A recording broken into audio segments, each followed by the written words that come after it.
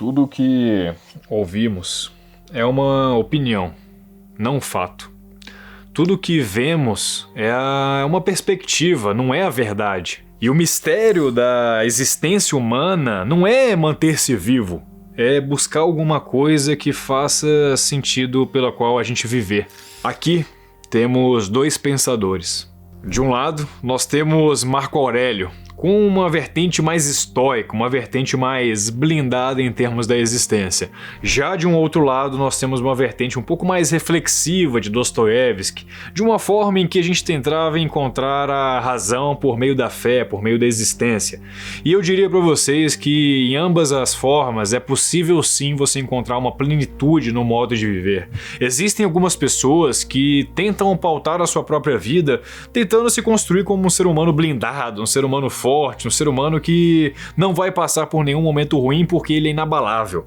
Mas também tem uma outra corrente de pessoas que vivem por uma vida mais simples, não pela materialização, mas sim uma simplicidade pelo pensamento, tentando buscar uma espécie de sentido na vida por meio da busca da fé. A fé não só da liberdade própria, mas de como será utilizada essa liberdade para o bem próprio. E começando esse vídeo aqui com vocês, eu queria primeiro pautar sobre a dor.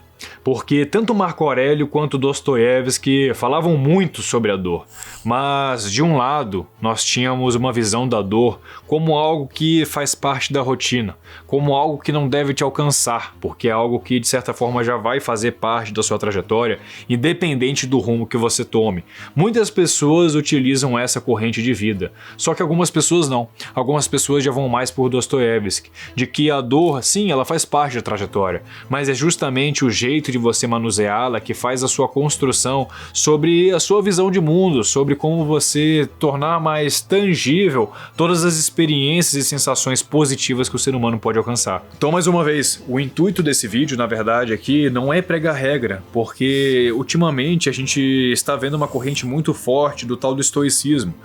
Muitas pessoas querendo ser frias e calculistas, frias e manipuladoras. Todo mundo tá querendo virar o Thomas Shelby, sendo que, sinceramente, ao meu ver, isso não é tão eficiente em termos de uma longevidade na sua vida. Inclusive, muitas pessoas romantizam o estoicismo, tá? Achando que o estoicismo apenas defende você ser uma pessoa forte e como você conseguir alcançar esse ponto. Mas também o estoicismo, ele defende que você passe por uma série de situações, uma série de ocasiões que são danosas a você como pessoa, a você como indivíduo, e que você deve simplesmente aceitar. Só que até que ponto que isso é positivo? Porque lembrando, nós só temos uma vida. Aí eu te pergunto, e se você tiver uma vida em que majoritariamente você vai passar pela dor? Será que você tem que se acostumar com ela, no caso que Marco Aurélio defendia, ou será que você tem que aprender com ela e mudar as suas lentes, mudar a sua perspectiva, como por exemplo era o que defendia Dostoiévski? Então vamos lá, até o final do vídeo eu quero que vocês tenham a conclusão de qual desses dois estava mais certo dentro da sua perspectiva, porque ao final eu vou contar a minha. Vamos ver a sua, tá? Vamos começar então, como eu estava dizendo agora há pouco, sobre dor. Marco Aurélio então defendia a dor como algo transitório, que faz parte da sua trajetória, mas que você deve aceitar. Que você não deve lutar, você não deve se debruçar sobre a dor. Você deve só aceitar. De certa forma, isso é um fato. Existem momentos na vida em que se você ficar tentando racionalizar muito a dor, do tipo, nossa, por que as pessoas estão sendo tão más comigo? Por que eu não estou sendo promovido no trabalho? Por que a mulher que eu tanto amo não me retribui, não entrega aquilo que eu preciso esperar? Tem certos momentos que de fato eu concordo. Você tem que engolir isso e saber o momento de você trabalhar essa questão. Porque se você é uma pessoa que se interfere, se altera, toda vez que um pensamento, que uma sensação, que algo negativo chega a você, o resultado é que você vai ter uma série de interrupções na sua trajetória e você nunca vai conseguir se entregar à inércia da produtividade, da disciplina, da entrega dentro daquilo que você quer alcançar. Mas já Dostoiévski, por exemplo, já acreditava que não é que você tem que deixar essa dor passar e se tornar de uma forma imune a esse tipo de dor, mas sim você deve ser extremamente atencioso a ela, para junto com a dor você aprender aquilo que é o ruim, para junto com a dor você conseguir valorizar aquilo que é melhor. E existem essas duas pessoas, a pessoa que ela é fria, a dor passa, não cicatriza ela, não machuca ela, como se nada tivesse acontecido. E um segundo tipo de pessoa que são aquelas que conseguem entender a dor, trazer a si e aprender com ela. Infelizmente, não acho isso legal, não acho isso fodão. Vocês sabem, eu não gosto desse estigma de coach, treinador, mas por conta da minha criação militar, desde muito cedo eu fui criado a ser mais estoico, de certa forma. Engraçado, meu pai nem sabia o que era o estoicismo, mas ele me criou do começo ao fim de uma forma estoica. Lá em casa era o famoso, tá chorando? Engole o choro. Se eu te bater e você chorar, meu amigo, eu vou te bater muito mais. E eu dou graças a Deus a essa criação. Se eu pudesse, eu pediria para ser ainda mais forte, ainda mais intenso sobre isso. Porque, ao meu ver, foi justamente a dor que conseguiu me moldar. Até um ponto em que hoje esse tipo de dor passa pela minha vida e eu tenho como se não fosse nada. Não porque hoje eu sou blindado, hoje eu sou forte, frio, calculista. Não, porque fez parte da rotina. Mas, sinceramente, atualmente eu gosto muito mais de olhar pelo outro lado. Não porque eu acho que comigo foi errado, mas porque eu acho que tem como os dois lados se dialogarem. Exemplo, quando tiver os meus filhos, não sei se sinceramente eu vou ter uma criação tão rigorosa em termos deles aceitarem a dor como algo que simplesmente faz parte e paciência. Eu gostaria também de trazer uma corrente mais de Dostoiévski, no sentido de que, se você está sentindo uma dor, ela é uma sensação. Todo tipo de sensação ela é como se fosse um belisco. Se você está vendo ela, porque em algum momento ela te chamou a atenção. E se você teve a sua atenção clamada por meio dessa dor, que você a entenda então. Porque ela não vai ser a primeira nem a única. Porque enquanto um estoico cada vez tem que ficar mais forte para conseguir aceitar a sucessão de dores, alguém que acompanha Dostoiévski, por exemplo, não é que precisa ser extremamente resistente. É que ao conhecer a dor, conhecer o sofrimento, ter noção do que de fato infringe a pessoa, ela consegue se dialogar melhor quando aquilo aparecer de novo. Então ela não vai vencer na força, ela vai vencer justamente na comunicação com essa dor. E concluindo aqui o pensamento, a nossa conclusão sobre a dor, Dostoiévski diria que a dor é uma espécie de matéria-prima para a salvação, uma matéria-prima para a fé, porque por meio da dor você consegue valorizar a fé, sendo que às vistas de Dostoiévski, a fé é justamente um instrumento pelo qual a gente consegue alcançar o mínimo possível de uma plenitude, porque quando você tem fé de que algo vai melhorar, quando você tem fé de que você vai chegar em algum lugar, você consegue ter o mínimo de um vislumbre de futuro. Enquanto isso, o estoico, ele está paranoico. Ele está esperando os momentos passarem por ele para ele estar preparado quando aquilo acontecer, e a vida que segue, e a vida que segue, e a vida que segue, mas a vida vai seguindo, vai seguindo, vai seguindo, e chega num ponto em que você simplesmente vai morrer uma pessoa extremamente forte, mas descarregada em termos de experiências e momentos. Por isso que, mais uma vez, valorizem a outra corrente. Vocês já estão percebendo mais ou menos para qual lado eu estou indo aqui, viu? Se é Dostoiévski ou Marco Aurélio. Mas eu ainda vou deixar um pouco mais aberto nos próximos tópicos para vocês conseguirem decidir. Agora falando um pouco sobre razão, entrando aqui numa espécie de segundo tópico nesse embate, eu vejo que uma coisa que machuca muito o ser humano é em busca dessa razão. Qual que é a significância por trás de todo esse carrego de razão? Será que o ser humano é algo mais racional? Será que o ser humano é algo mais emocional? Mas quando a gente olha, por exemplo, para Marco Aurélio, ele defendia de que a razão ela é algo essencial à existência do ser humano, que seria então, na verdade, o maior dom da natureza humana, a própria razão, sendo então um instrumento o qual o ser humano deveria simplesmente se apoiar em cima dele e deixar a vida dele viver apenas em cima desse instrumento. Mas por um outro lado existe a emoção, e só que a emoção ela é muito vista por várias correntes estoicas como não algo descartável, tá? Existem algumas pessoas que mal interpretam isso ao meu olhar, dizendo que a emoção dentro do estoicismo é algo descartável. Muito pelo contrário. Eu acho que o estoicismo ele trata a emoção com muito cuidado e cautela, porque ela é incontrolável. E filósofos estoicos como Marco Aurélio, Sêneca, enfim, uma série de outros filósofos defendem a questão da emoção como algo, como eu disse agora há pouco, maleável a um ponto de ser perigoso. Porque no momento em que você pode mudar, você pode mutar certo tipo de sensação por meio da sua própria interpretação sobre o fato, o que foge da razão, faz com que você de fato não tenha um amparo, você não tenha uma base aonde se segurar. Então a pessoa que se entrega para a emoção é uma pessoa que estivesse numa espécie de oceano sem rumo, ela é jogada para lá, para cá, e ela não tem um fio condutor para conseguir se estabelecer. Já a razão não. A razão te traz propriedade. Então, se vá se amparar sobre algo, que seja pela razão. Inclusive, sobre isso Marco Aurélio trazia, né? Não perca tempo tentando debater o que um bom homem teria que ser. Seja. Não perca tempo com isso. Apenas seja. Você não precisa ficar filosofando o que uma boa pessoa deve cultivar para ser uma boa pessoa. Apenas seja uma boa pessoa. Seja uma pessoa que ajude os outros. Seja uma pessoa que seja iluminada. Seja uma pessoa que ilumine também o caminho de outras pessoas. Porque quando você se encaixa tanto na emoção do que é ser bom, do que é ser iluminado, você se perde na trajetória. E é justamente aí onde a razão entra. Onde ela faz com que seja mais fácil apenas você ser. E não ficar pensando sobre como deveria ser. Mas Dostoiévski discordava. E aqui que é o ponto bacana. Ele diria que a razão ela é limitada. E a fé, de certa forma, transcende o racional. Então você vê que Dostoiévski ele sempre coloca a fé acima de tudo. Porque a razão para ele ela é um mero instrumento para você de certa forma, resistir ao dia a dia.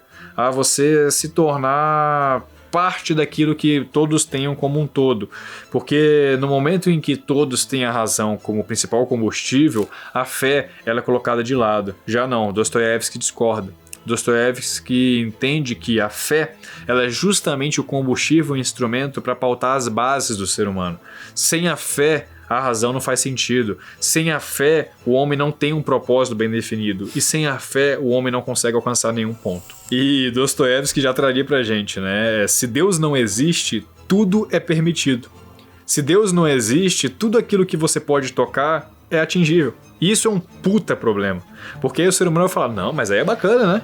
Porque aí o livre-arbítrio ele fica acessível. Porra, se Deus não existe e tudo é possível, eu não tenho limitação no meu livre-arbítrio. Eu posso ser quem eu quiser, eu posso fazer o que eu quiser, eu posso ter o que eu quiser.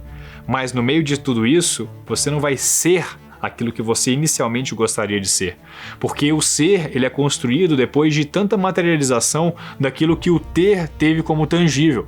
Quando você tem tudo aquilo que você quer, porque o seu livre-arbítrio agora já não tem limite, o seu ser ele fica perdido no meio de tudo isso. E a fé, ela serve agora sim como um bom fio condutor de você conseguir trazer uma trilha, trazer uma caminhada que seja iluminada por meio de um propósito divino.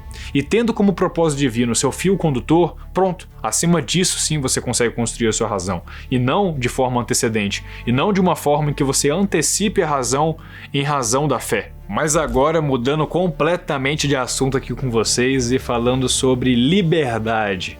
Porque quando a gente fala sobre Marco Aurélio, sobre Dostoiévski, o conceito dos dois é muito interessante. Um vai para um lado, um vai para o outro, mas eles se encontram ali no final. Porque para Marco Aurélio, você tem sim que ter liberdade. A liberdade de conseguir controlar seus próprios anseios, suas próprias sensações, suas próprias emoções como um ser que vai ter uma única passagem na vida. Então, Marco Aurélio ele defendia que você deve utilizar a sua liberdade para, na verdade, voltar ela para um termo chamado controle. Para assim você conseguir controlar melhor tudo aquilo que pode ou não pode te interferir. Então, mais uma vez, ele querendo fazer com que você seja blindado, frio e calculista. Não à toa Thomas Shelby é do jeito que é. Muito possivelmente ele lia bastante Marco Aurélio durante ali um ou outro ataque das suas gangues. Agora, já Dostoiévski era diferente. Quando Dostoiévski dizia sobre liberdade, ele falava com muito cuidado, com muita cautela. Porque liberdade para Dostoiévski era um bicho muito perigoso.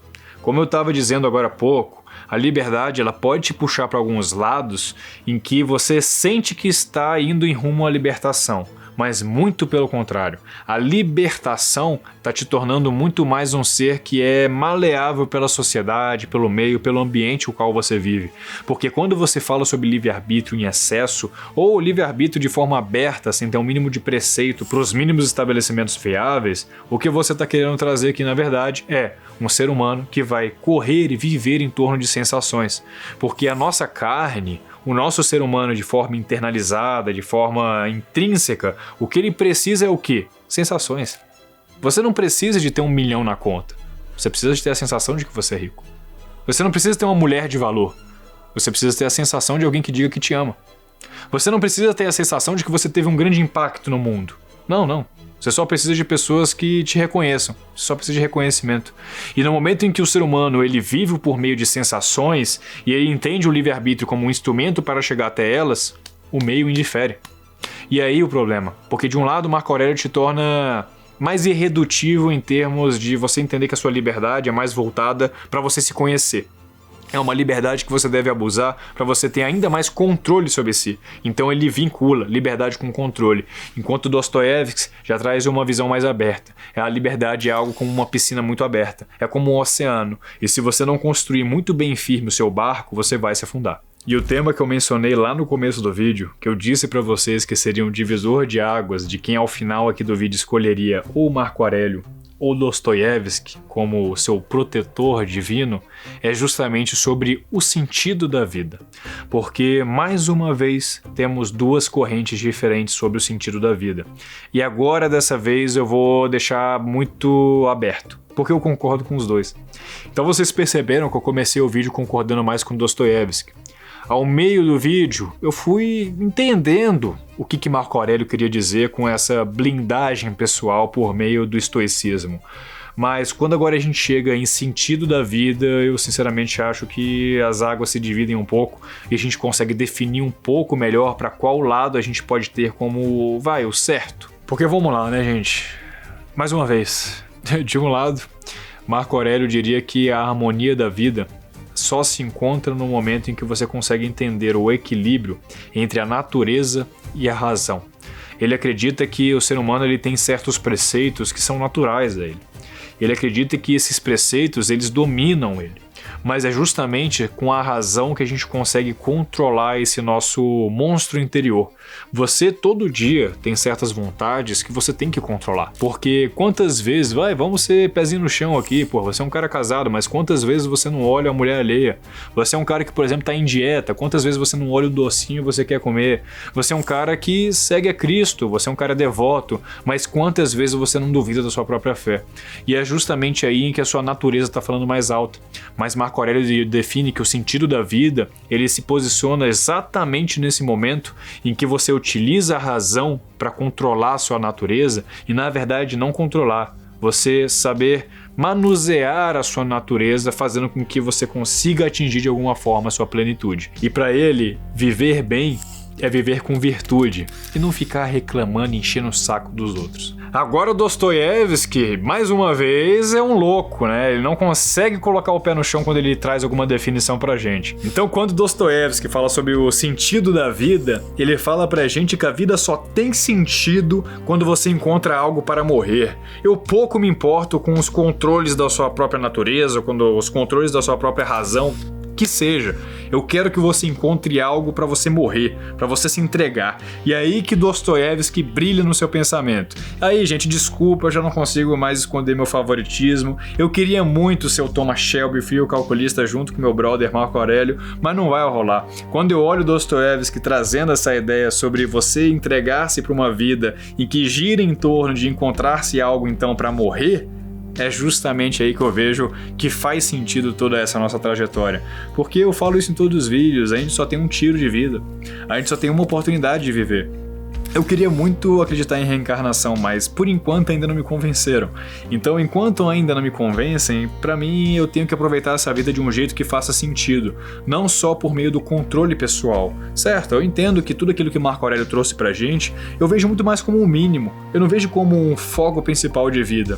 Eu vejo como um mínimo pra você conseguir se construir de forma forte, pra você conseguir de fato absorver o que Dostoiévski traz. Então você vê, ao final do vídeo aqui a gente consegue perceber que os dois se dialogam. Enquanto um, no caso Marco Aurélio, te prepara para a vida, Dostoiévski ele te prepara para absorver o sentido o qual a vida traz a você. E os dois se dialogam, porque se você não estiver pronto, você não consegue absorver. E se você tiver muita absorção e não estiver pronto, nada se materializa. Mas vou te falar uma coisa, viu? E uma coisa muito séria.